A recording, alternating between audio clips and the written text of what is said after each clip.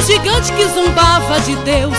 Ele dizia que em Israel não tinha homem para o enfrentar. Davi olhou somente para Deus, vou em seu nome a vitória buscar. Já tomei posse com uma pedra, aquele gigante pode matar.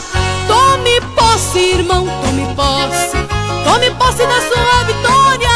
Tome posse, irmão, tome posse.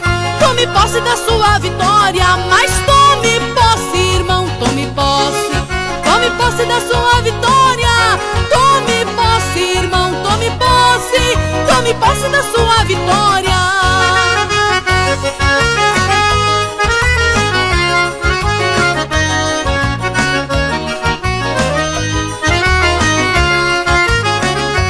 Deus ordenou que Moisés retirasse o povo cativo de Faraó. Ele mandou que ele falasse: grandes sinais te faço provar. Pragas e pestes Deus enviou. Desesperado Faraó ficou. O povo amado de Deus foi liberto e posse da bênção Moisés tomou. Tome posse, irmão, tome posse. Tome posse da sua vitória. Tome posse, irmão, tome posse. Tome posse da sua vitória. Mas tome posse, irmão, tome posse. Tome posse da sua vitória.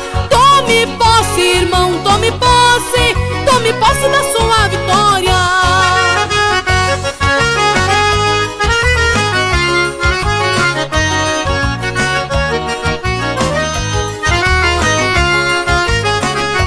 Jacó fugia, temia Esaú, o seu irmão desejava matá-lo. Jacó buscou auxílio de Deus, a esperança para todo que crê.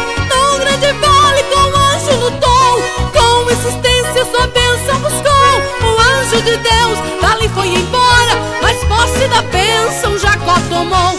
Tome posse, irmão, tome posse. Tome posse da sua vitória. Tome posse, irmão, tome posse. Tome posse da sua vitória. Mas tome posse, irmão, tome posse. Tome posse da sua vitória. Tome posse, irmão, tome posse. Tome posse da sua vitória.